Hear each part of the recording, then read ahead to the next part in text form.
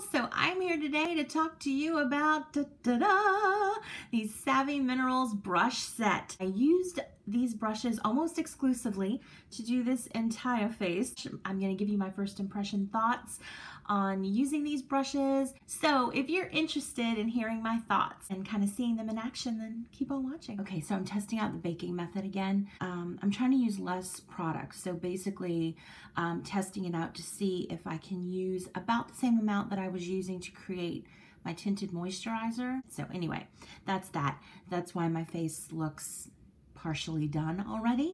So, but I will be testing out the foundation brush once this bakes into my skin. So as per usual for me, I'm going to do eyes first. I am going to try to only use these two brushes on my eyes and see if I can get a complete eye look with just these two brushes.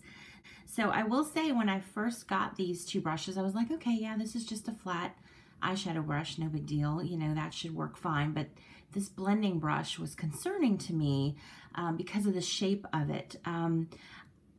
For it to be a multi-purpose brush, I would want it to be a little bit more tapered at the top as opposed to splaying out like it does. But we're going to test it, and I'm going to try to use it as many different ways as possible and see how it goes. I'm going to try to foil with this brush. I'm going to spray it a couple times. I've actually done a mixture of Unscripted and Wanderlust, and I'm going to lightly apply that to my lid. Okay, it's not really foiling. I think because the brush is so flat, it's not really absorbing any of the water. So I'm just going to try just misting my finger and dabbing into the shadow and seeing if patting it on works better. Yeah, I'm definitely seeing more metallic, more of the shimmer metallic kind of look coming through when I do it that way. Not a foiling video, but you got a foiling tip. And then I mixed a little bit of Spoiled and Best Kept Secret to use as a transition shade. I'm going to take that from the crease to just below my brow bone. The brush feels very soft. Sometimes eye brushes can be a little, can kind of poke at you a little bit. But these aren't doing that, so that's good. Then I'm going to go into a little bit of Unscripted in the crease. And this is where I'm the most concerned about this brush. I prefer a tapered end to go in the crease, but let's see what happens. It's working. Yeah, that's doing the job. All right. It is doing what I need it to do, even though it's not the shape that I think it needs to be. Okay, so now I'm going to go back to the flat brush. I'm going to dip into Diffused a little bit and just kind of lightly place it in a sort of rough V shape in this outer corner here, and then use the blending brush to blend it out.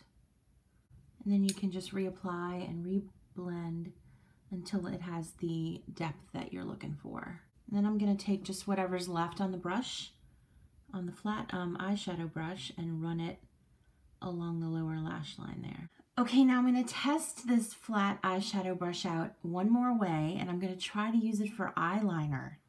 So let's see how that works. You'll notice, you see that little chisel, how it comes to a chiseled point? So I'm thinking it might be able to work. Now, I definitely don't think that I'll get as like sharp and fierce of a line as I would with a regular eyeliner brush. But I'm going to go ahead and try this and see what happens. Hopefully I don't just completely ruin my eye look.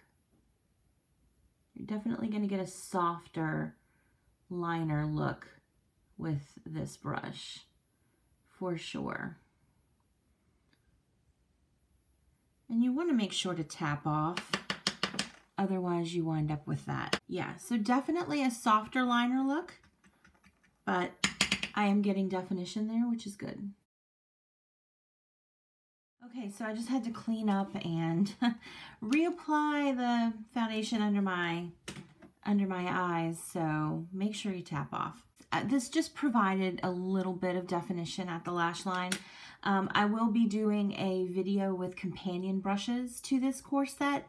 That'll include eyeliner and highlighter and contouring and bronzing and things like that this core kit of brushes doesn't contain. I'm going to do my lashes and I'll be right back. Okay, now we're moving on to the foundation brush. And I have to be honest with y'all, I do not have high hopes for this brush. The shape of it is weird to me. Like it feels way more dense than I think it needs to be. I think it needs to splay out a little bit more and have a little bit more surface area here on the top. You know, but I didn't think that this brush was going to work. So we're going to go ahead and give it a test. Another thing is, especially with this baking method, I'm concerned because it's dense that it's going to disrupt my foundation, the foundation that I've already laid down. But anyway, we're going to do just like I did in the baking method video. I'm only going to spray it once. And then I'm going to dip into the minerals. And tap off the excess. And then I'm going to start actually in the areas where I don't already have foundation, just so I can kind of get a better judge of how it's covering. Okay, it feels really nice on the face, but I mean, I've already used quite a bit of foundation right here and I don't really see that big of a difference. I'm going to spray it one more time. But I'm going to do 2 sprays this time. And I'm going to stipple and smooth and see if that helps. Okay, that did build a little bit more coverage, but I mean, again, I'm layering, so let's try it on the other side. Stipple and smooth. I feel like I'm having to work a little bit harder to build coverage with this brush. I mean, it's not just me, right? Are y'all seeing that? Let me know down in the comments if you think I'm crazy or what. Okay, I'm gonna go over where I have foundation already. Stipple and smooth. It didn't disrupt what I had, but again, I mean, you can still see the redness, and with this brush, I would barely have to go over it. So perhaps, you know, like with the foundation, there's a learning curve to this brush, and I just need to figure out, you know, how many sprays versus how much foundation or whatever. But I mean, it's a foundation brush. It shouldn't be that complicated. So I don't know, maybe I'm just doing it wrong, but okay. I mean, it gets the job done eventually, but I feel like I'm having to work a bit harder with this brush than I do with my other brush. I don't know, y'all, I don't know. I'm gonna work with this a few more days and see if there's a trick or if I'm just doing it wrong or whatever, but so far, not my favorite foundation brush. But I'll keep using it and I'll update you down in the description box, so check back for that. Okay, now this set doesn't come with a bronzer brush, so I'm just gonna go ahead and use this e.l.f. one. Okay, that's bronzer done. Now let's move on to blush. And we do have a brush for that. So I'm actually going to use this wet. That's the neat thing about these synthetic bristles, is that you can use them wet or dry or with powder or cream products. So I'm just gonna spray it twice. I've dipped into smashing, and I'm just gonna stipple or dab it on, focusing primarily on the apple of the cheek, but then I'm gonna blend it back into where the bronzer starts. And the thing about using the blush wet is that you get more of a saturation of color more quickly, and then it also kind of tones back some of the frost or shimmer that's in the blush. Okay, so now moving on to highlighter. Again, there's not a brush in the set that's specifically for highlighter, so I'm just going to use this one that I have. And there you go, you see that? You see it? Bam! Only thing left to do for face, and the only other brush left, is this guy. Y'all, if you get a chance to just caress this brush, I swear I feel like I could just take this brush and a bottle of Northern Lights Black Spruce or frankincense and sit in a corner, and that would be my happy place. It just feels so amazing. And I wish that the foundation brush made me feel this way when it touches my face. Actually, I wish that the foundation brush was just like a smaller version of this one, how it splays out and you have more surface area at the top, in a smaller version, and slightly more dense, so a little more pinched at the ferrule so that it was a little bit more dense. It would be perfect for foundation. That's a free tip, Savvy Minerals people. So I'm just going to dip it into the Diamond Dust Veil and just go right down the T-zone. This feels so amazing on.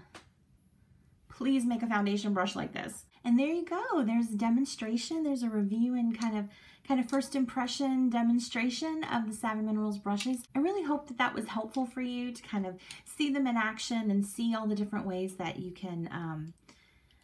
The thing that I'm the most impressed with is that I was able to get a complete eye look using just these two brushes. I don't think I've ever used just two brushes on my eyes ever. so that was really impressive. The blush brush worked perfectly. I think it's a really good size. It's not too big for people who have smaller features, yet not too small for those of us who have a lot of face. The veil brush, I wish there were more ways for me to use this because it feels so good on my face. The foundation brush, yeah, it's not my favorite foundation brush. And maybe once it gets broken in a little bit, it won't feel as dense or whatever. It definitely doesn't feel like harsh on my face. It's nice and soft, but I just feel like the design of it and the density of it just makes me work a little bit harder to get coverage than the other foundation brush that I've been using with this foundation. So those are my thoughts on these brushes. Again, I hope that that was helpful. If you have any questions or comments, please put them down in the comment section below, and I'd love to chat with you there. You can also find me on Facebook at Savvy Girls Guide, or Instagram at SavvyGirlsGuide_YL. If you're already a Young Living member and you're in the market for some good quality brushes, then I would say, yeah, go ahead and tack this on your ER order. If you're not already a Young Living member and you want to get you some of these Savvy Minerals things in your life, then girl, let me know. I would love to hook you up and help you get started. Anyway, that's it for me. Thank you so much for watching, and I'll see y'all next time. Bye. Hey y'all, so you're getting a glimpse at what I normally look like when I'm doing my makeup. For your benefit, I fix my hair and put on clothes and all that jazz normally, but I wanted to put in this update clip before I posted the brush review video. I don't know what's going to happen, so you're going to see this live. So yesterday, I reached out to a new internet friend. She is a makeup artist, and she actually did some beautiful makeovers using Savvy Minerals and the brushes. I posted pictures of these on my Facebook page, Savvy Girls Guide, so you can find those there. They're gorgeous. So I reached out to her about this guy, about the foundation brush, and I was just explaining to her kind of my thoughts on the shape of it and the density, and told her, you know, how I was struggling to build coverage. She agreed with my kind of assessment of the brush. You know, we both kind of agreed that the bristles probably could be a tiny bit shorter and maybe more splayed out, a little less dense, and that it would make foundation application a bit easier. However, she didn't struggle as much to build the coverage as I did. So after our conversation, I was just thinking, you know, that the fact that she didn't struggle with it as much could be for two reasons. Obviously, she's a makeup artist and I'm not. And so she's used to working with all sorts of different instruments, and I just like what I like.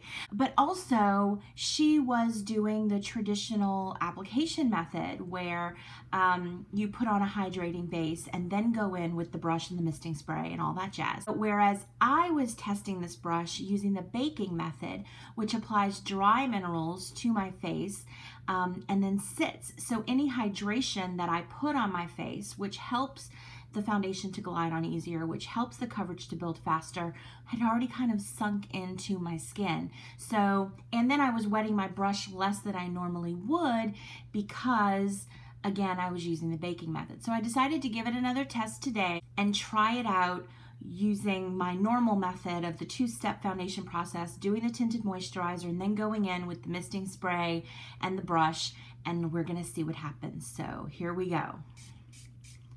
One thing I'm finding is with this brush, when I spray it and I dip it into the minerals and then I tap off, not a whole lot taps off.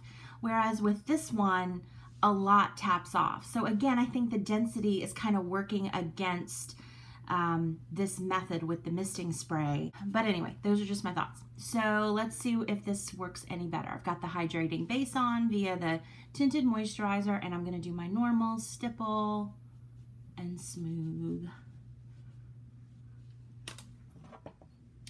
Yes, okay. That is quite a bit better. You can see that, right? Stipple and smooth.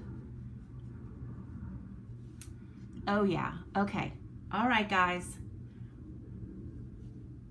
Look how easy that was. Yep, okay, that's the key.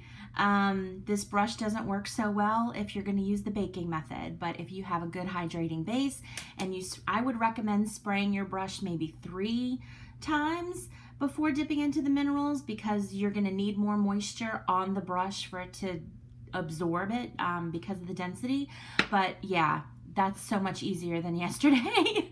So anyway, there you go. The brush has been redeemed. When you are applying the minerals with the misting spray over a good hydrating base, it does not work quite so well if you use the baking method. So yeah, my reservations about this brush are gone. It's still not my favorite. I still like this better. However, this gets it done and way more easily when you have the good hydrating base on, which is what this foundation needs to build. If you're gonna do the baking method, maybe don't use this brush. Otherwise, it's good.